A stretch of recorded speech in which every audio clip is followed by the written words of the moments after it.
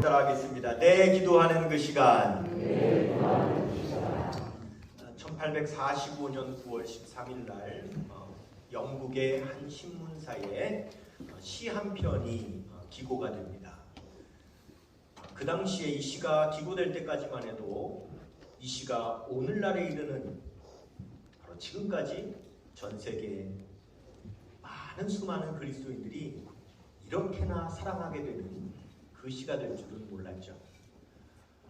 이 시는 시각장애인 목사님인 윌리엄 월포드라고 하는 목사님이 그가 자작하여 시를 읊고 있는 것을 그의 친구인 살몬이라고 하는 목사님이 듣고는 너무 감동이 되어 그걸 그대로 받아 적어서 신문에 기부하게 된 그러한 시입니다. 제가 여러분에게 이 시를 낭송해 드릴 텐데 한번 여러분 관심 가지시고 집중해서 한번 들어보시면 좋겠습니다. 즐거운 기도의 시간이로다. 참 즐거운 기도의 시간이로다. 이 시간을 통하여 나를 세상의 염려로부터 부르시고 내 아버지의 보호자로 이끄시며 나의 모든 소원과 소망을 주께 고하게 하시는도다. 슬픔과 고통의 때에도 당신의 임재하심으로 인하여 내 영혼은 늘 힘을 얻고 유혹하는 자의 덫으로부터 벗어나게 하시는도다. 참 즐거운 기도의 시간이로다. 즐거운 기도의 시간이로다. 참 즐거운 기도의 시간이로다. 당신의 임재에 대한 강한 열망으로 근심이 가득한 사람들 가운데서도 나는 기쁨을 느끼며 나는 행복을 누리는도다.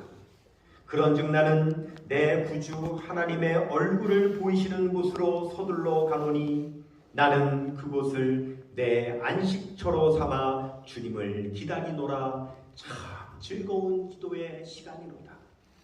즐거운 기도의 시간이로다. 참 즐거운 기도의 시간이로다. 당신의 날개가 내 모든 간청을 품으시고 그의 진실하심과 성실하심이 그를 고대하는 영혼들을 축복하시려고 그분께로 이끄시는도다.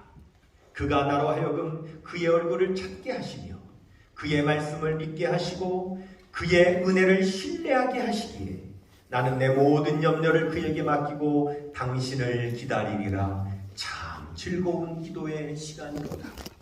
즐거운 기도의 시간이로다. 참 즐거운 기도의 시간이로다. 우리 주님은 거기에 기쁨이 있음을 아셨네. 종종 군중이 모여들 때면 그들을 빠져나와 기도의 자리를 찾으시고 세상의 소란이 잠잠해지는 동안 밤새도록 산에서나 들에서나 기도하시네. 그가 가신 길, 그가 나누어 주신 기쁨, 우리는 진정 당신을 필요로 하나이다. 참 즐거운 기도의 시간이로다. 제가 이 시를 이렇게 묵상하는데 막 느껴져요. 이 월포드 목사님이 그가 기도하는 시간이 얼마나 즐거운지 하나님의 충만한 임재 가운데서 막 영적 황홀경을 느끼는 그런 모습이 느껴질 정도로 너무너무 아름다운 시. 이 시는 우리 모두 잘 알고 있는 364장 내 기도하는 그 시간 그때가 가장 즐겁다. 이 가사의 원문이에요. 전 우리 한글 찬송가의 이 가사도 늘 참 좋다고 생각했는데 한 번은 이 가사를 원래 원문으로 본다면 얼마나 은혜가 될까 싶어서 이 영어 원문을 찾아가지고 우리 교회 영어를 잘 아시는 집사님에게 부탁을 드려서 번역을 해서 지금 여러분들에게 들려드린 거예요. 참 기도하는 그 시간이 너무 즐겁다는 거죠. 오늘 우리가 함께 읽은 사도행전 3장에 보면 기도하는 시간이 너무 즐거워서 시간 기도하려고 성전에 찾아가는 두 사람이 나옵니다. 바로 베드로와 요한이죠. 사도행전 3장 1절에 제9시 기도 시간에 베드로와 요한이 성전에 들어갈새 이렇게 시작해요. 여러분 이 문장 안에는 여러 가지 의미가 있죠. 베드로와 요한은 늘 시간을 정해놓고 기도했다. 그리고 하나님의 성전에 늘 장소를 정해놓고 그 정한 장소에 가서 기도했다는 거예요. 제 부시는요, 우리나라 시간으로 환산을 하려면 6시간을 더 하면 되죠. 오후 3시입니다. 오후 3시는 사람이 가장 왕성하게 바쁘게 활동하는 시간이에요. 그러나 아무리 바빠도 정해진 기도 시간만큼은 내 바쁜 모든 일들을 중단하고 성전에 나아가서 늘 기도했다라고 하는 것을 알 수가 있습니다. 근데 이 기도는 베드로와 요한만 한 기도는 아니었어요. 그 당시에 유대인들은 하루에 3차례 항상 성전에 나아가서 기도했어요. 여러분 쉽게 기억할 수 있어요. 369 이렇게 여러분들이 기억하시면 돼요. 3시, 6시, 9시. 우리나라 시간으로는 오전 9시, 낮 12시, 오후 3시. 이렇게 3번씩 항상 성전에 가서 기도하는 거예요. 이 성전에 가서 기도하는 이 전통은 솔로몬에 의해서 시작이 된 거예요. 솔로몬 성전을 완공한 직후에 열왕기상 8장에 보면 하나님 앞에 성전에 대한 소원 기도를 해요. 뭐라고 기도하냐면, 하나님, 주의 백성이 이 성전에 나와서 기도하면 하나님 들으시고 응답하여 주시옵소서. 그렇게 기도해요. 그리고 심지어는요, 만일 이 백성이 범죄하여서 전쟁에 패하여 포로로 끌려가는 일이 있다면 그곳에서 성전을 향하여 기도하면 하나님께서 들으시고 불쌍히 여겨 주시옵소서. 그렇게 소원 기도를 했어요. 그래서 다니엘은 페르시아에 포로로 끌려가 있으면서도 매일 하루에 3번 예루살렘으로 향한 창문을 열고 늘 기도했다. 그렇게 기록되어 있는 거예요.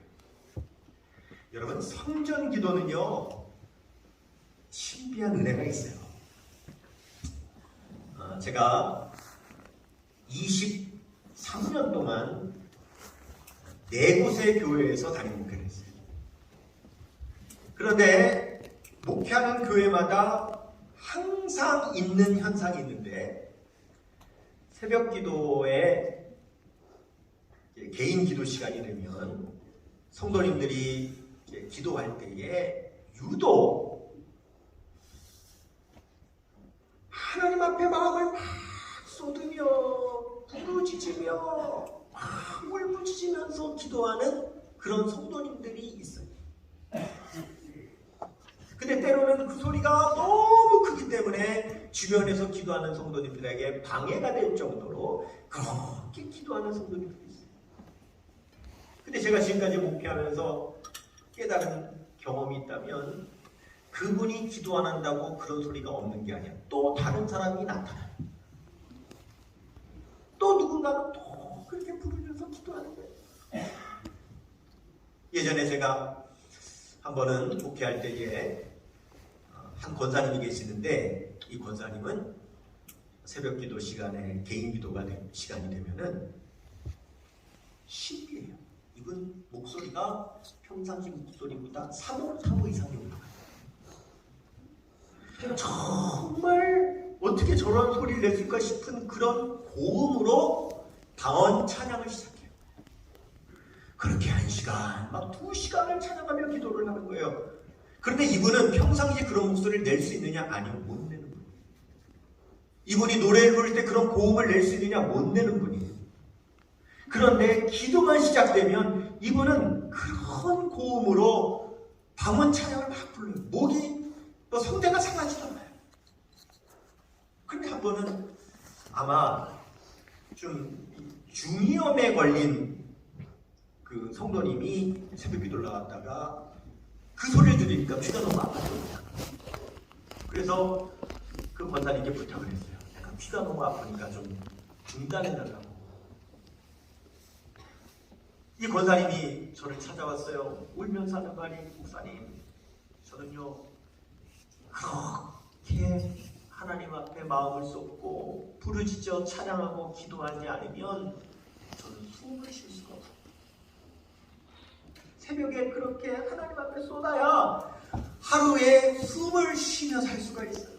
어떻게 하면 좋아요? 하면서 이분은 기도는 그렇게 하시는데 여러분 성품이 너무 좋아요. 평상시에는 얼마나 과묵한지 몰라요. 말씀도 없어요. 그냥 몸들여서 몸된 재단에 얼마나 충성하는지 몰라요. 제가 그분과 목회하면서 그분은 정말 저에게는 천사 같은 그런 분이었어요. 참 여러분 신기합니다. 여러분 그런 기도를 어디서 할 수 있어요? 여러분 가정에서 그렇게 기도할 수 있을 것 같아요? 안 됩니다. 안 돼요. 해보세요. 가족들도 있어서 안 되고요.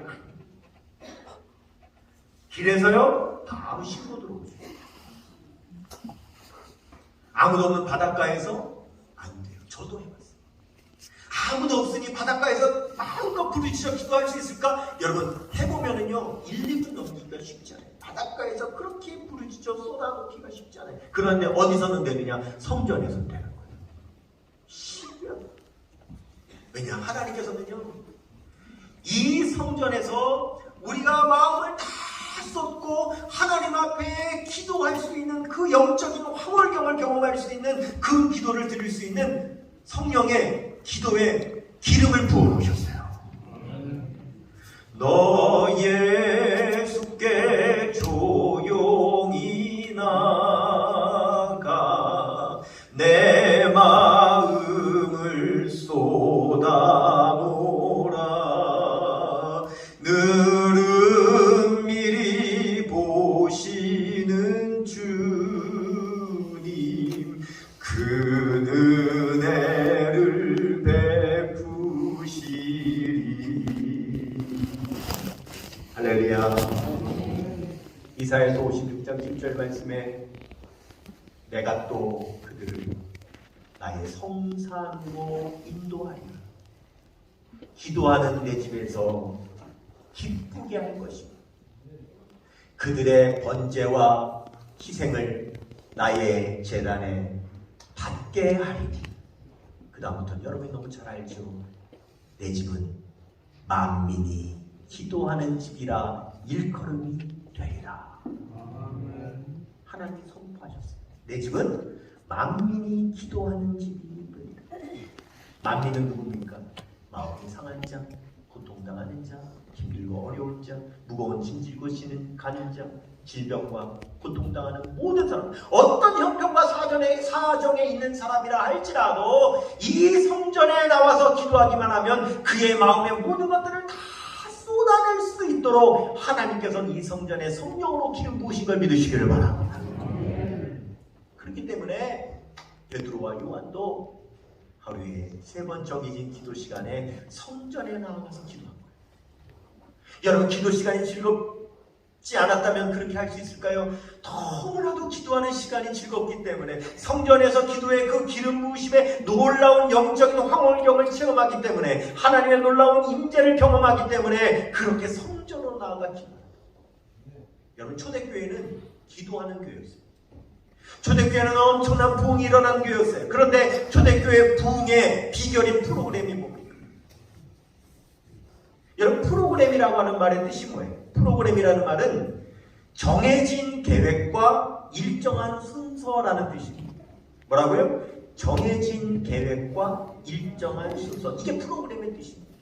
여러분 초대교회에 정해진 계획이 뭐가 있어요? 초대교회에 일정한 순서가 뭐가 있어요? 오직 기도밖에 없는 거예요. 초대교회는 오직 기도하는 교회였어요.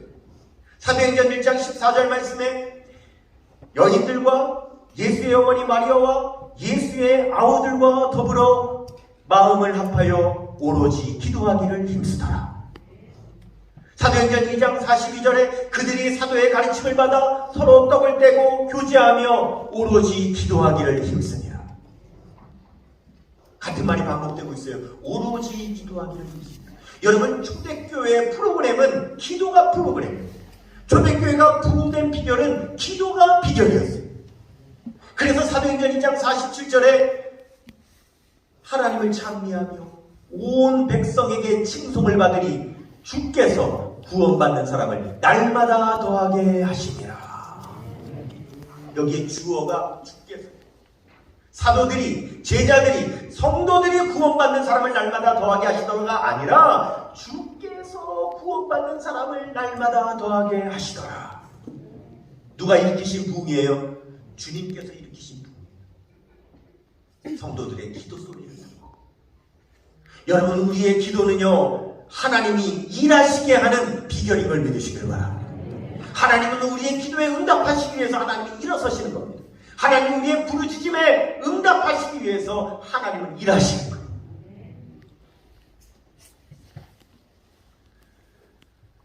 중국에 가면은 가정교회가 많이 있어요.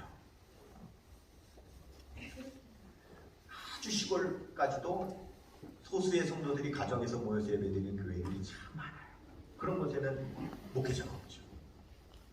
순회 선교사님이 순회를 하면서 예배를 인도하고 돌보면서 다니는 거예요. 근데 한 시골 마을에 가정교회가 세워졌어요. 성도들이 어느 정도 모였어요. 순회 선교사님이 와서 보니까 가정교회가 잘 섰길래 그 성도들 중에 신실한 한 성도를 택해서 지도자로 세웠어요. 그리고 선교사님은 떠났어요. 근데 이 지도자는 변호사를 지으면서 교회를 섬기는 거예요. 이 가정교회 지도자가 농사를 짓기 위해서 하루는 아침에 자기 논에 나오고 그런 깜짝 놀랐어요. 이러면 왜 중국에 그 산비탈의 계단식 논이 있잖아요. 근데 내 논에 물이 너무 많이 줄어있는 거예요. 이렇게 줄 수 없는데 너무 많이 주는 거예요. 왜 이러지? 어디 논둑이 터졌나 싶어서 자기 논둑을 돌아보다가 깜짝 놀랐어요. 논둑이 터졌어요. 터지긴 터졌는데 보니까 저절로 터진 게 아니에요. 누가 일부러 둑을 터뜨린 거예요.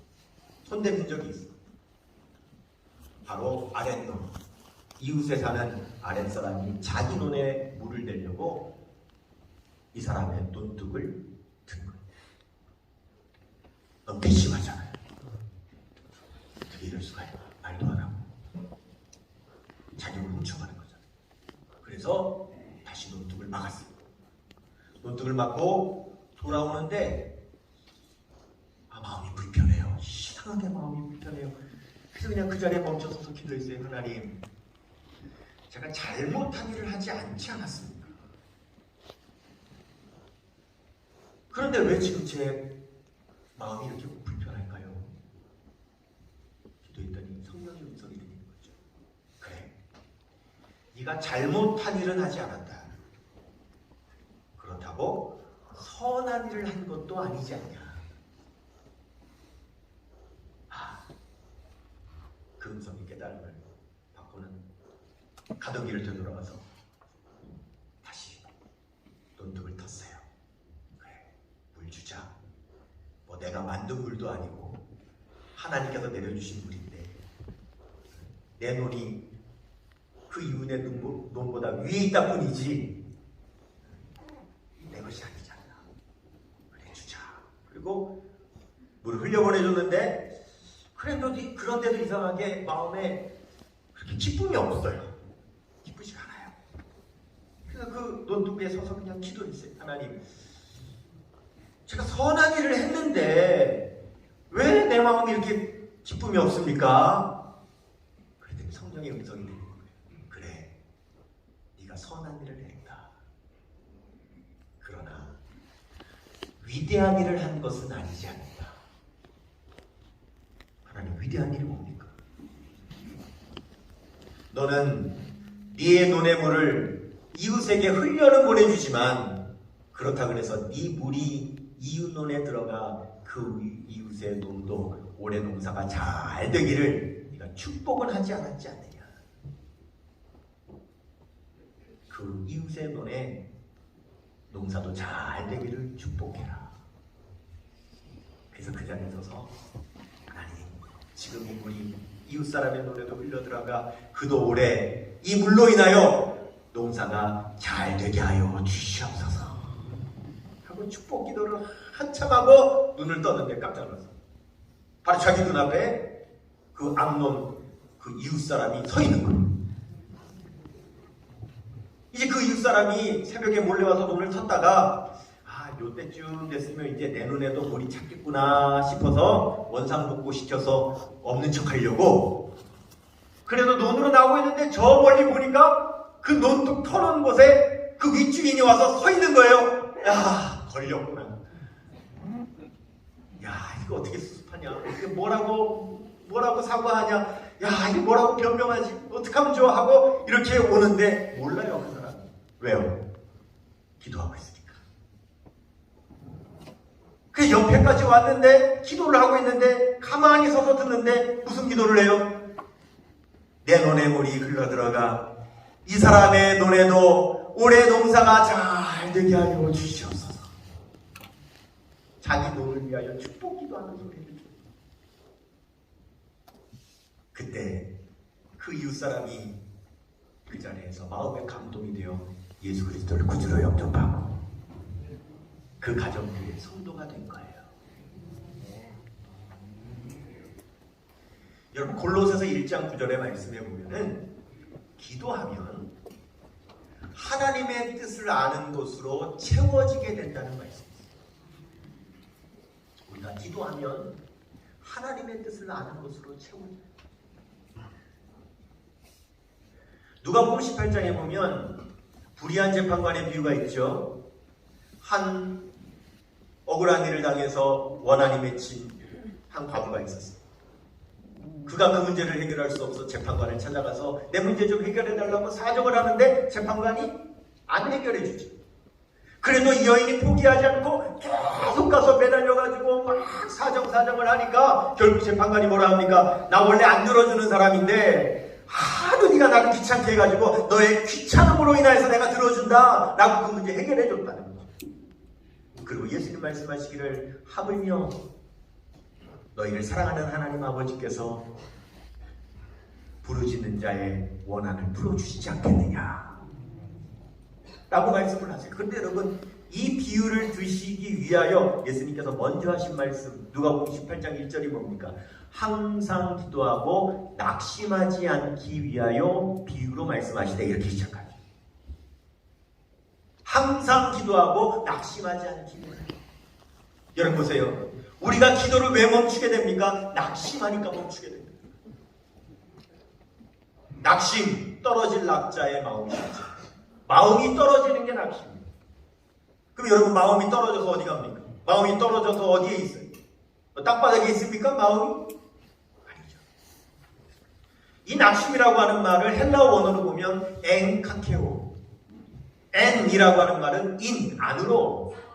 카케오라고 하는 말은 악이라는 말이에요. 악. 낙심이 뭐냐면 악이 안으로 들어오는 거예요. 우리가 낙심하여서 기도하지 않게 되면 어떻게 돼요? 악이 내 안으로 들어오는 거예요. 우리가 기도를 하면 하나님의 뜻이 내 안으로 들어오는 것이고 우리가 낙심하여 기도를 멈추면 악이 내 안으로 들어오는 거예요. 가룟 유다가 예수님을 자기 뜻대로 팔았어요? 아니잖아요. 마귀가 예수님을 팔 생각을 가룟 유다의 생각 속에 집어넣었다. 그때 가룟 유다가 기도했을까요? 기도하면 하나님께서 그 음성을 주셨겠어요? 그 응답을 주셨겠어요? 아니죠. 기도하지 않았어요. 기도하지 않았더니 마귀의 생각이 자기 안으로 들어오는 거예요. 기도하면 하나님의 뜻을 아는 것으로 채워지게 됩니다. 여러분 옛날에는요 사람이 제일 비교되기 싫은 대상이 있었어요. 이거하고 비교하면 모욕을 느끼는 거예요. 혐오감을 느끼는 거예요. 그래서 그게 욕이 되는 거예요. 사람이 제일 비교되기 싫은 대상이 누구냐면 개. 그 개하고 비교되는 게 싫어서 그게 욕인 거죠.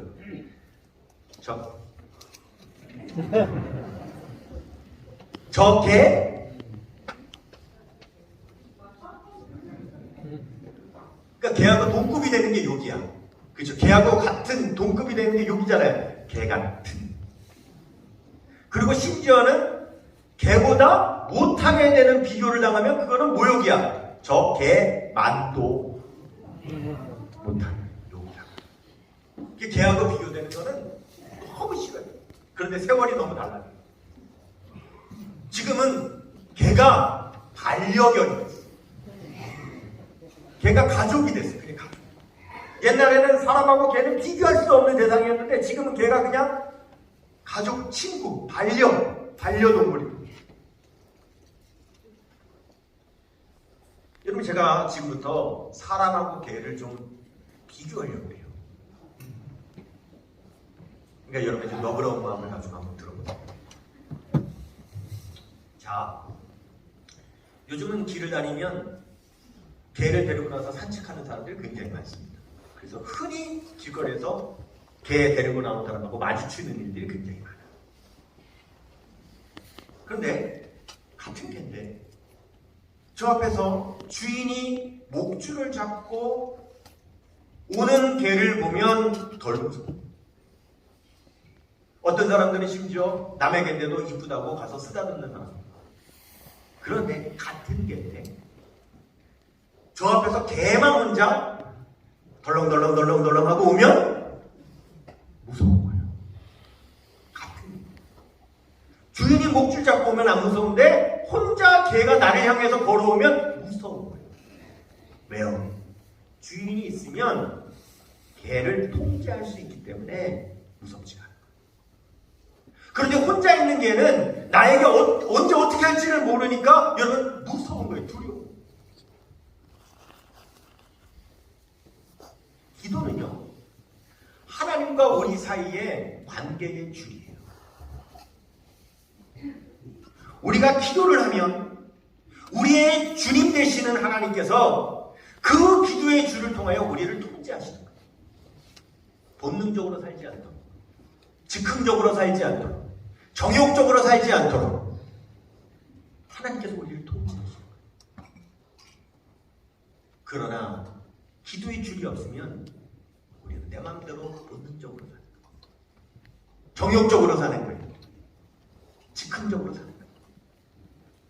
여러분, 이 불의한 재판관에게 사정했던 이 여인이 만약에 재판관이 안 들어줬으면 어떻게 됐을까요? 끝까지 안 들어줬으면. 여러분 보세요. 나이가 원한이 있어요. 맺힌 한이 있어요. 그런데 재판관이 들어달라는 것은 법적으로 해결하려고 하는 거예요. 근데 법적으로 해결이 안 돼. 그러면 결국 어떻게 됩니까? 감정적으로 나가는 거예요. 원한은 그대로 살아있으니까. 감정적으로 해결을 하는 거예요. 복수하려고 하는 거예요. 그러면 어떻게 돼요? 결국 내가 망하는 거예요. 내가. 기도는 하나님과 우리와의 줄이에요. 우리가 하나님 앞에 기도를 하면 할수록 하나님은 우리의 삶을 더 구체적으로, 더 선명하게, 더 분명하게 인도하십니다. 이 성전에는 기도의 신비가 있어요. 우리는 성전에 나와 기도하고 우리는 더욱더 기도해야 우리는 기도를 살 수 있는 걸 믿으시기를 바랍니다. 한번 따라 합시다. 기도해야 삽니다. 기도해야 삽니다. 기도해야 삽니다.